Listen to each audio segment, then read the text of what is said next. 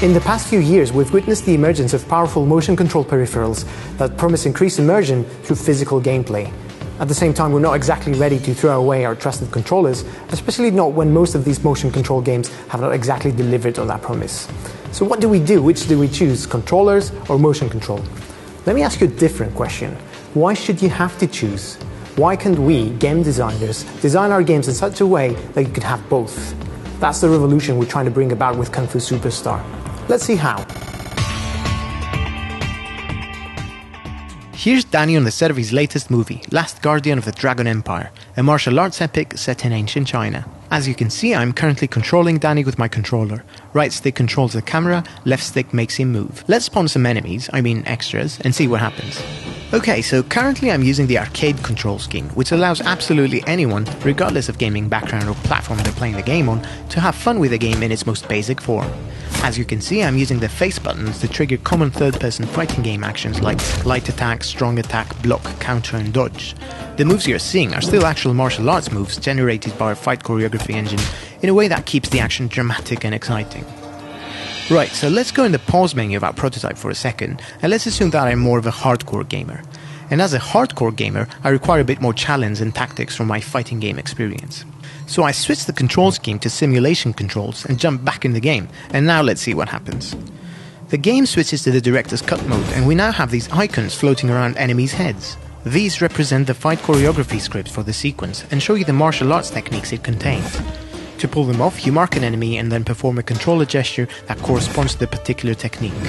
These gestures are designed to match the movements of the hero's body and provide not just an extra level of immersion, but also an extra level of strategy, challenge and tactics, as you now have to think carefully about how to approach the situation and which move to perform on which enemy first. While the director's cut mode gives you a script to follow, the improv mode ramps up the challenge by not showing you technique icons. Here it's up to you to think back to your training and pull off a technique that's appropriate for the situation.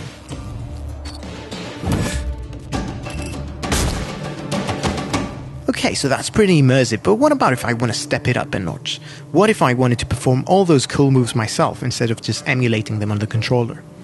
Easy enough, all I have to do is put the controller aside, stand up, and that's it. I'm in the game. I'm physically taking part in the action, performing all these moves myself. No pause menus, no scanning, no calibration. All I have to do is stand up and start fighting. The game adapts to the change in control methods automatically. The engine takes control of the camera and player movement for me and lets me focus on the most important part of the game, the explosive combat action, which is now masterfully directed and delivered by the clever AI algorithms of our fight choreography engine.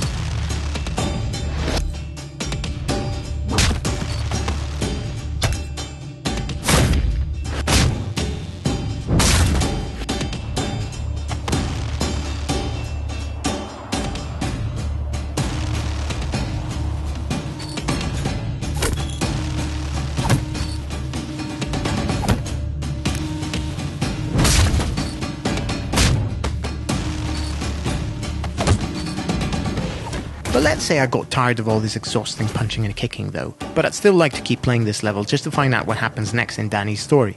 No problem. I slouch back on my sofa, grab the controller again, and I keep going. Again, seamless transition, no pauses, no frustration. We've seen some motion control games with controller-based features crowbarred in at the 11th hour, and we've seen some controller games with trivial motion control add-ons. I think it's clear that what we're talking about here is neither of those. We're talking about something that's been designed from the ground up to work equally well with either control option. You're the one who gets to make the final decision on how you want to experience the game, and you get to make that decision whenever you want and as many times as you want. I think one of the smart things here is to work on a control mechanism that allows players choice. The choice of whether to stand up and go into the action yourself, or the choice of whether to sit down and relax and use a controller. And that's what's so great about today's world. We've got choice, and consumers want choice. Sometimes I want to be relaxed, sometimes I want to be energetic. Sometimes I feel so emotional about what's going on screen, I actually want to leap up and take on the bad guys themselves, and other times I want, just want to kick back. And I really love this approach that is being taken. We're excited to announce that we intend to support the Oculus Rift in our game.